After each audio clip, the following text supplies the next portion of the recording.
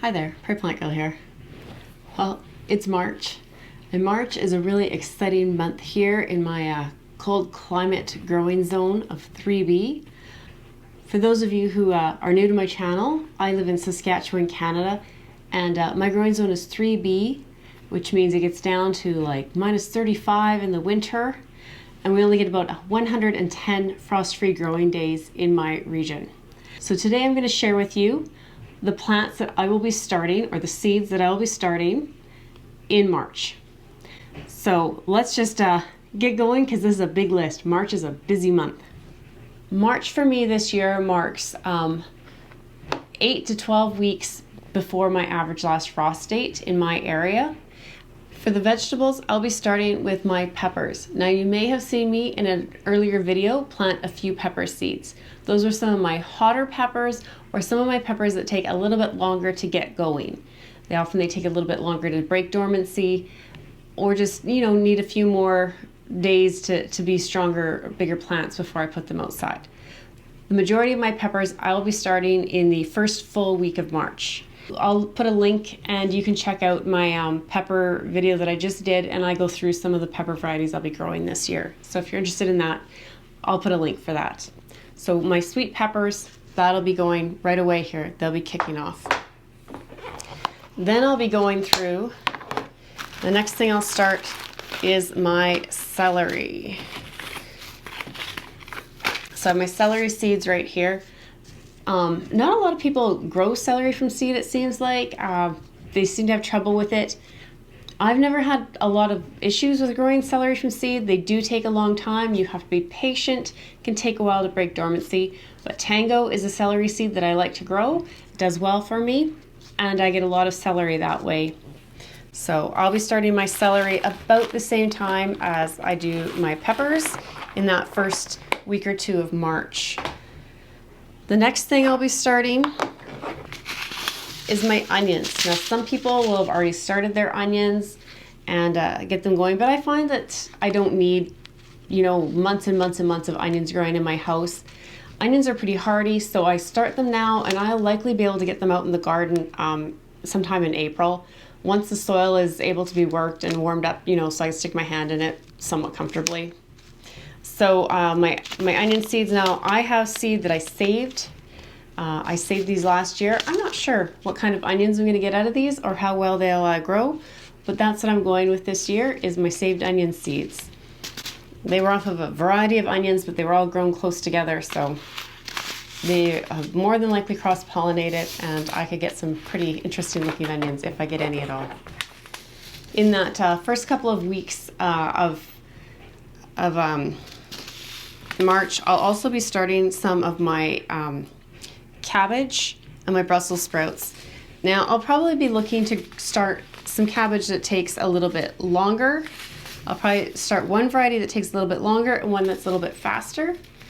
So I'll probably start my red rock, which is 100 days to maturity, and my Barrina, which is 45 to 50 days. Now that's after transplanting or after they've received their ideal growing conditions.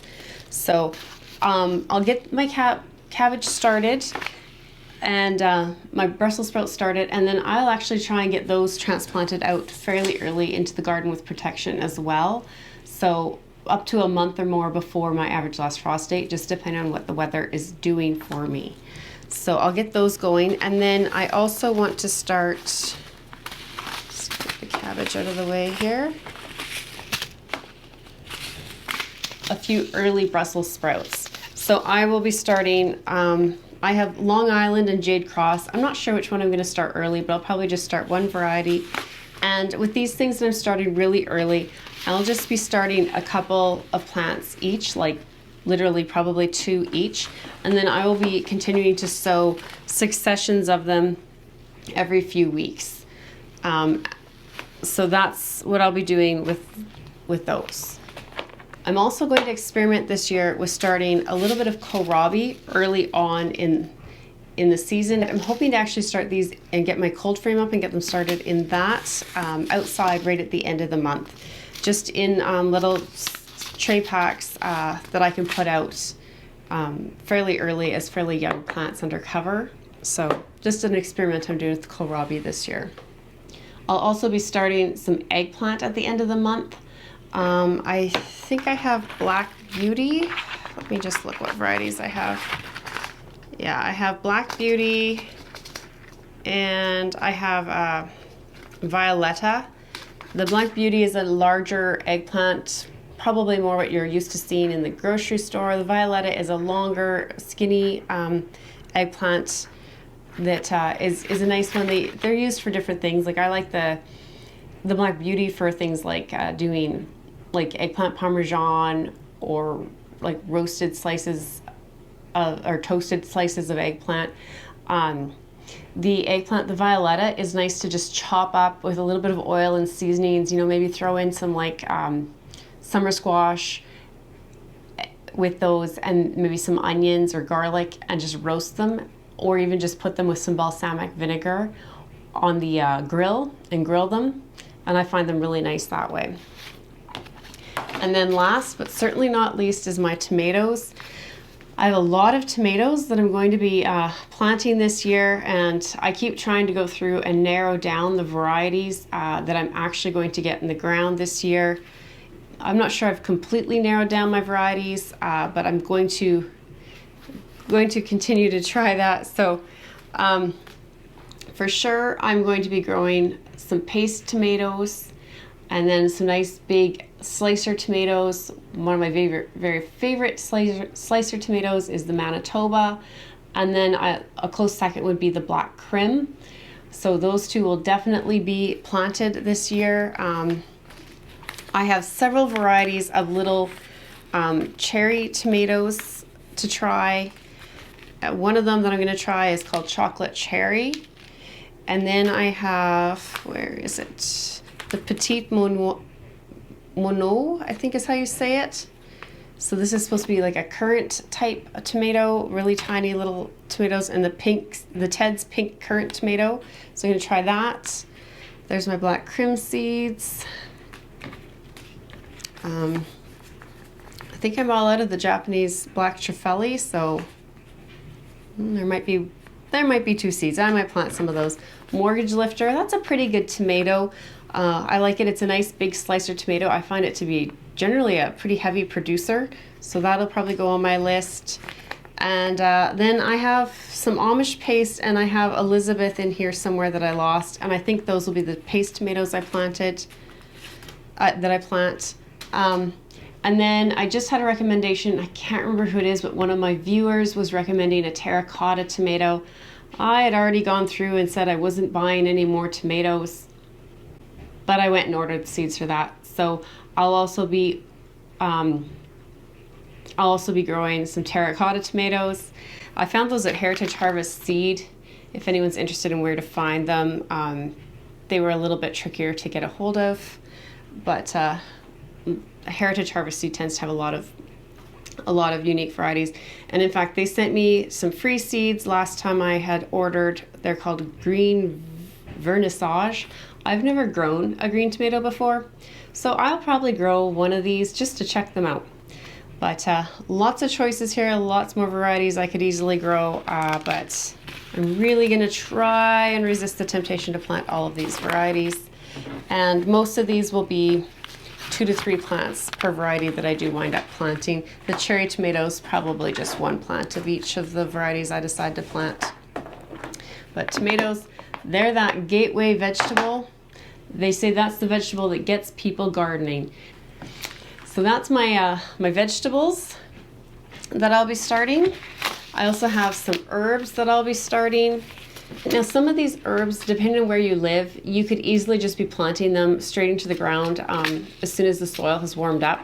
But I find starting them indoors or in a cold frame just helps me get a little bit of a boost with them, because I do have a short season. So if you live somewhere warmer or with a longer season, you might be able to get away with just putting these straight into the soil once things have warmed up. But anyways, cumin, broadleaf sage, Genovese basil, and then I have a sweet basil. I have a giant parsley, and I have rosemary. I thought I had another parsley. I'll have to look. I might have another parsley as well. Parsley is another one that some people find, just like celery, to be a tricky thing to start and grow. I would say if you're having trouble with parsley, it's probably because you're just not waiting long enough. It can take a really long time to get started, and it can feel like it's never going to come up. But just give it time and it will come. Yeah, just, keep it moist and give it time. Okay, so right away, I'm going to be starting a whole lot of flowers. If you thought that was a lot of vegetables that I was going to get going, that was hardly anything.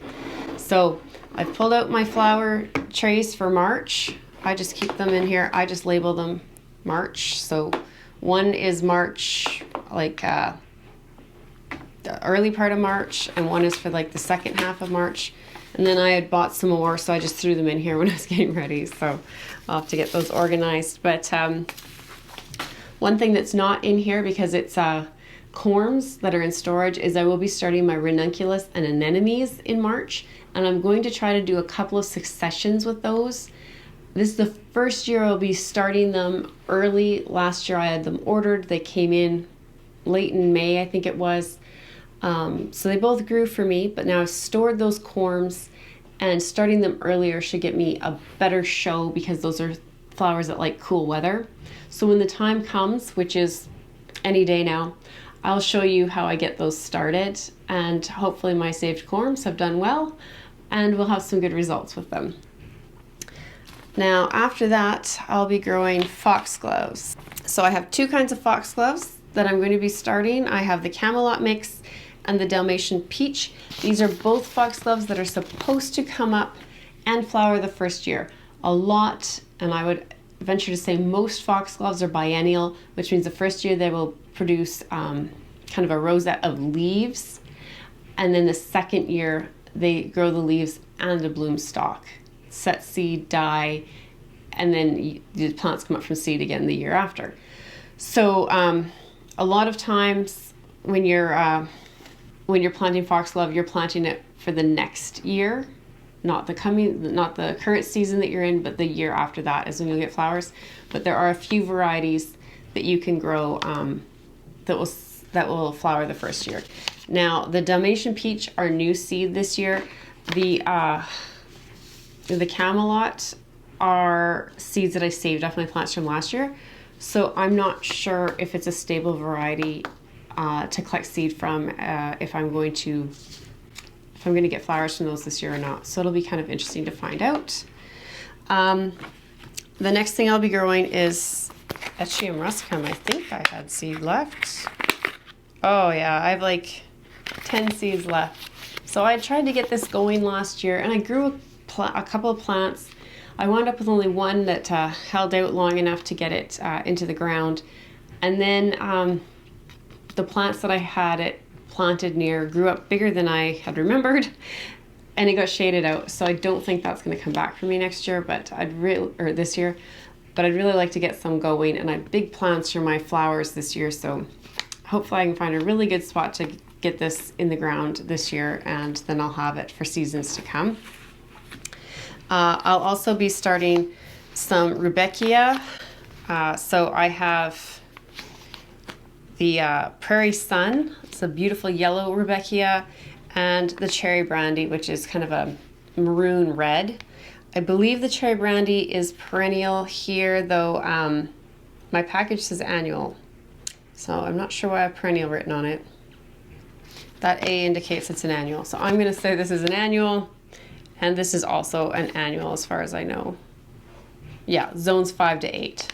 So the Prairie Sun would probably come back for you in zones 5 to 8, but here it won't. I'll also be starting some more snapdragons. Now, if you've been following my channel, you've seen that I have started snapdragons already. Those are kind of the smaller bedding plant type snapdragons. I'm hoping to get out really early for a spring display. But then there are other types of snapdragons. So these are some of my taller snapdragons that will be growing and flowering throughout the season. So this is seed that I collected last year off my rocket mix. So we'll find out how well that seed does for me this year. I have some Madame Butterfly Bronze. And I have this, it's called the Snaptastic Mix. So we'll see how those turn out. I'll also be starting my impatiens. So I have impatiens seeds that I've saved. So these are just off a huge mix of plants that I've grown in the yard in the past. And I find the seeds collect well, and they come back well for me year after year. Like I said, it's just a mix of flowers and varieties. So I'm not worried about getting any specific colors or anything out of this, but I'll get my impatiens going. You do need to be very patient with impatiens seeds as well. They can take a long time to get started and get going, and they just kind of sit there for the longest time looking like nothing. And then all of a sudden they start to look like real little plants. So if you're starting impatiens, know it's going to take a lot of time just to get them going. And then I'm going to start some cleome. I'm sure I tried cleome last year, but I don't know what happened because I don't recall having cleome in my garden. So I don't remember what happened with those plants, but I'm going to start some cleome, and hopefully I get some good flowers out of these. Petunia. I have a lot of petunia. Now this was seeds I collected off of some white storm petunias. I've never collected seed off petunia before, so we'll find out how that goes. And I also have, where are they? Some seeds I collected off some calabarcoa. I'm going to experiment with that a little bit as well and see if I can get some plants going with those. So that'll be interesting to find out. And then I have Shockwave Deep Purple and Island Waterfall Mix petunias. So those are fresh seed that I just purchased this year, and they'll go well. Petunias need a little bit of special care.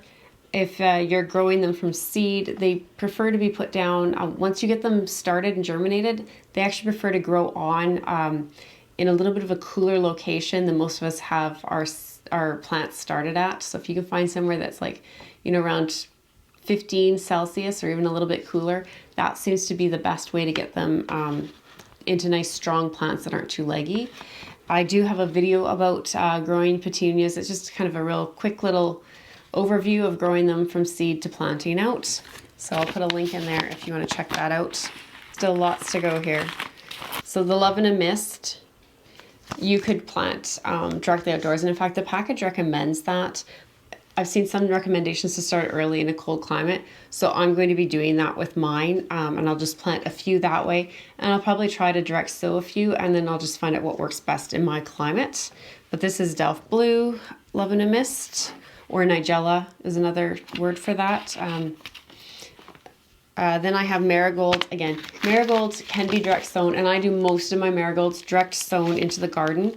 I actually have another variety somewhere. I picked up a white variety, so I will be planting those as well.